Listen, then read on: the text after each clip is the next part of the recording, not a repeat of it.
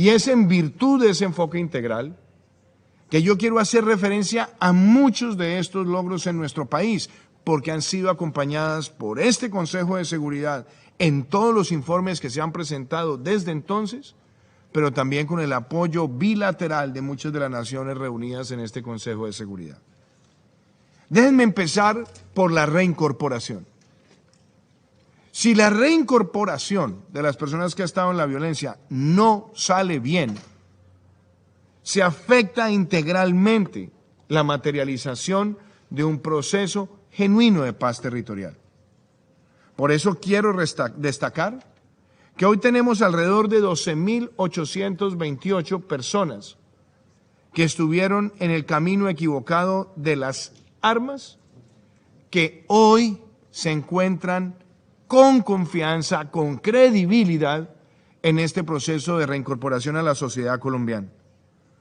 Y es un proceso único en el mundo en virtud de muchas características, empezando porque cualitativamente se ha establecido para cada uno de ellos 7 garantías que incluyen el apoyo psicosocial, el apoyo económico, la inserción laboral, el acompañamiento judicial, entre muchos otros.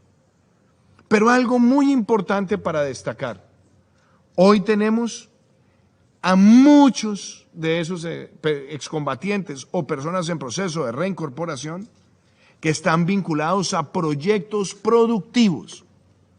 Son más de 8.600 de ellos que directamente están en proyectos productivos individuales o colectivos, produciendo, vendiendo, comercializando y encontrando para sus familias una mejor situación de vida. Pero como lo anotaba el doctor Ruiz Massieu, fuimos inclusive más allá para profundizar aspectos relacionados con tierra, con vivienda y con propiedad. He tenido la ocasión de visitar 7 antiguas ETCRs, que son los espacios territoriales que fueron entregados en los momentos de la primera transición para que fueran asentamientos para ellos.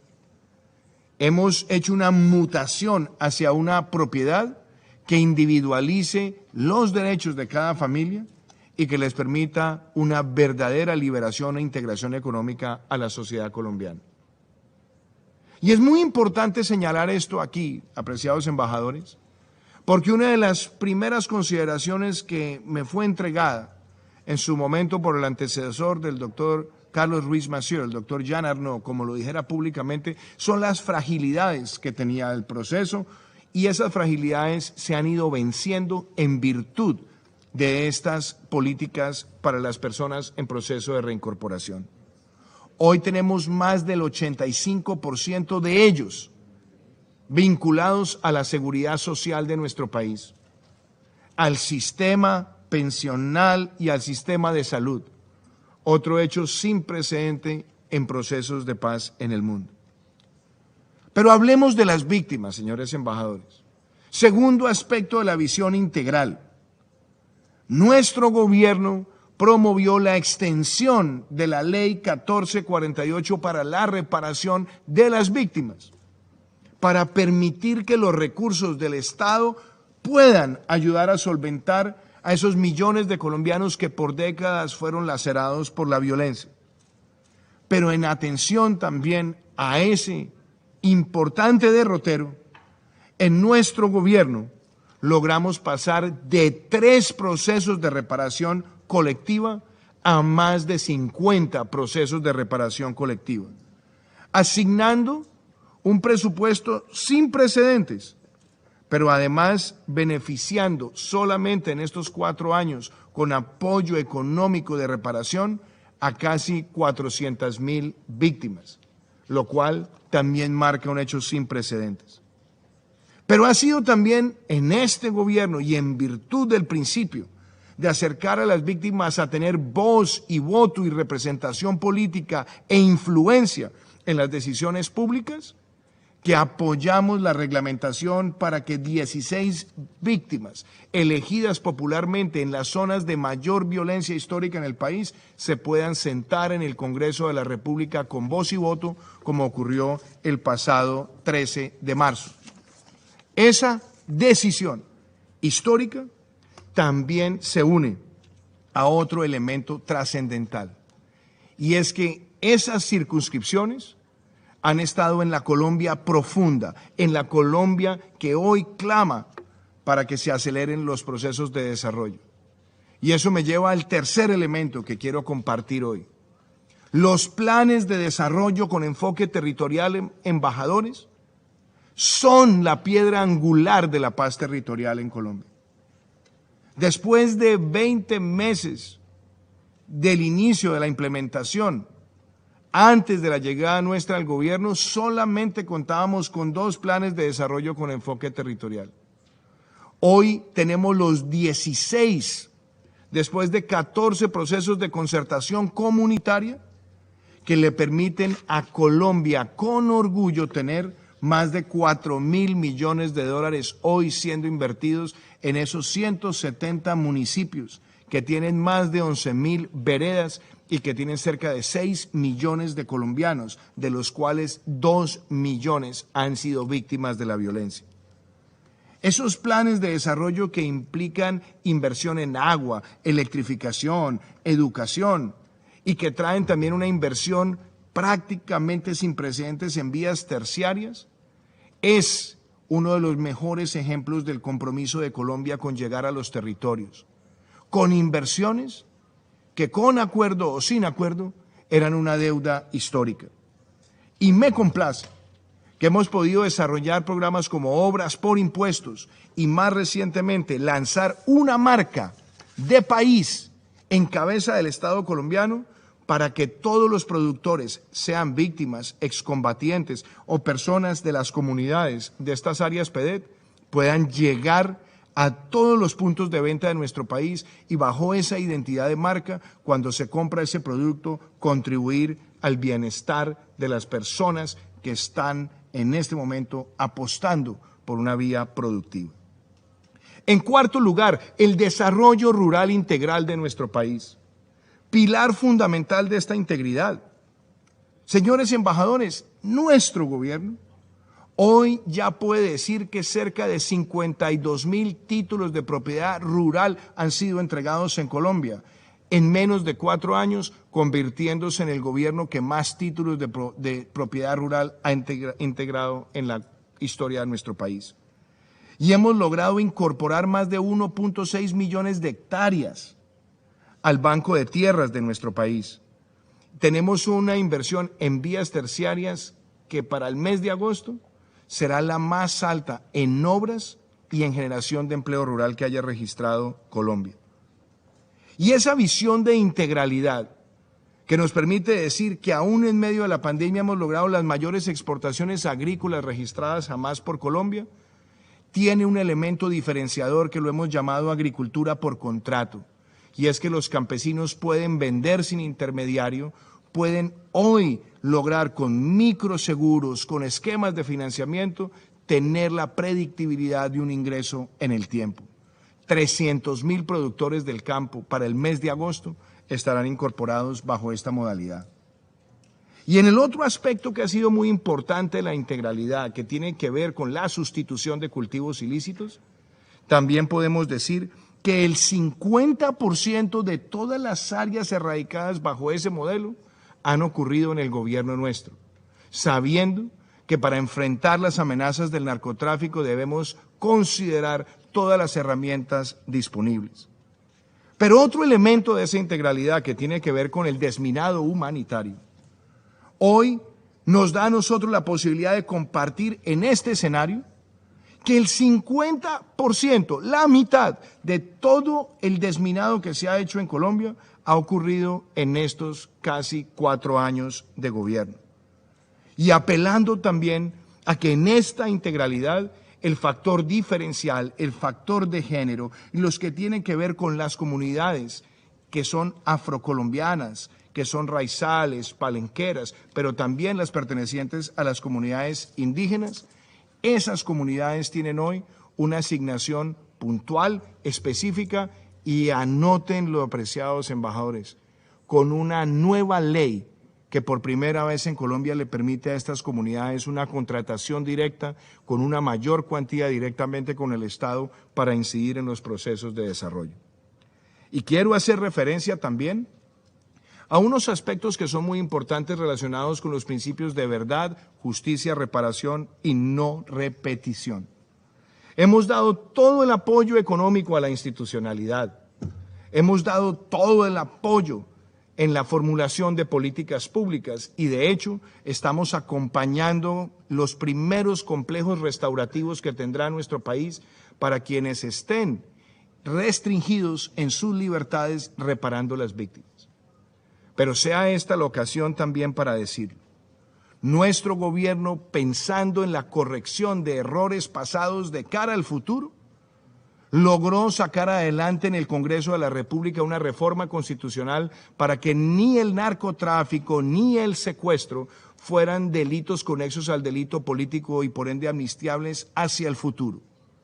Esa es una corrección sustancial que la promovimos desde antes de llegar a la presidencia de la República. Y hoy vemos cómo las fuerzas militares de Colombia han entregado un reporte de todo lo que ha sido su intervención en los últimos 50 años defendiendo la legalidad de nuestro país y solicitando la apertura de un macrocaso sobre la base de que más de 400.000 hombres de las fuerzas militares y de policía han sido víctimas de la violencia. Pero es una contribución documentada, sin precedentes también en procesos de esta naturaleza. Y hoy esperamos también que los máximos responsables de los crímenes de lesa humanidad le digan al país la verdad sobre el secuestro, sobre el reclutamiento de menores, sobre los delitos contra la mujer y por supuesto sobre estos vejámenes contra la fuerza pública.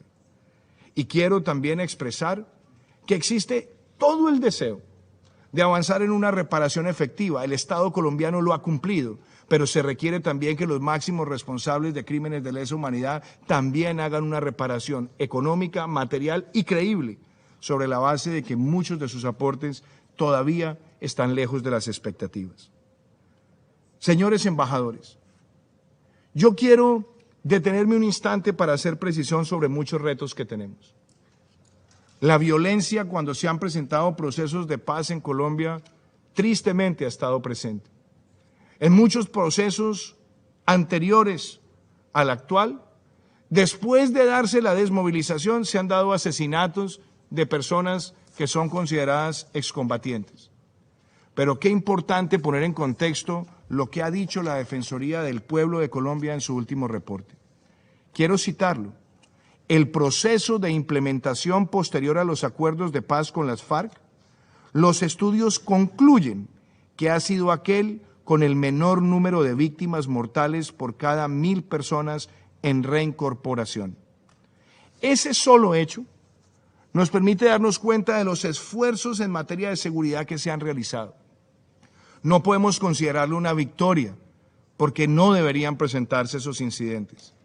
Pero históricamente hemos visto cómo el compromiso de proteger a quienes están bajo ese principio de desmovilización, desarme y reinserción ha traído resultados.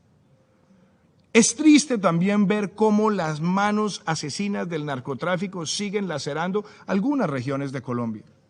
Pero, señores embajadores, también partamos de la base de reconocer que en estos 4 años de nuestro gobierno tendremos la menor tasa de homicidios promedio y agregada de un periodo presidencial en más de 40 años.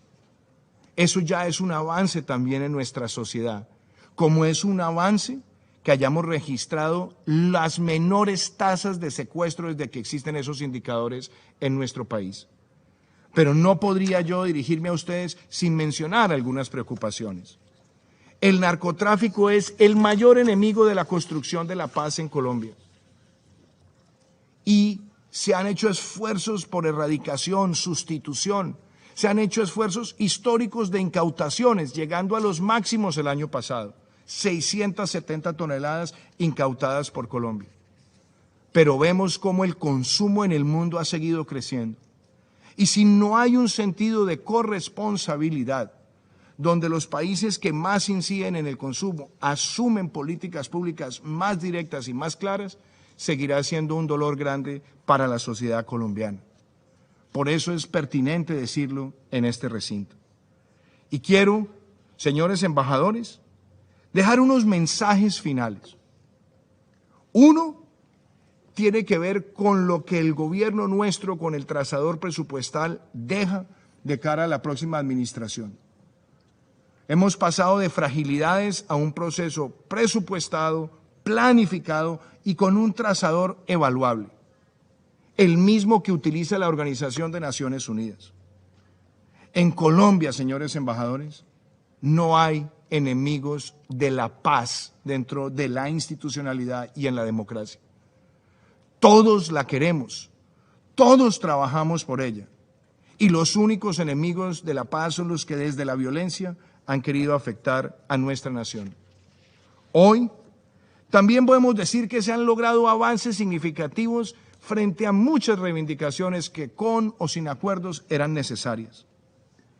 Y el reto más grande de un proceso no es la firma, es el desarrollo en el tiempo, considerando que este proceso debe durar cerca de 3 administraciones. Ni siquiera la pandemia privó a Colombia de avanzar en este proceso. Ni siquiera una crisis migratoria, la más grande que ha vivido un país de América Latina. Ni siquiera un huracán categoría 5.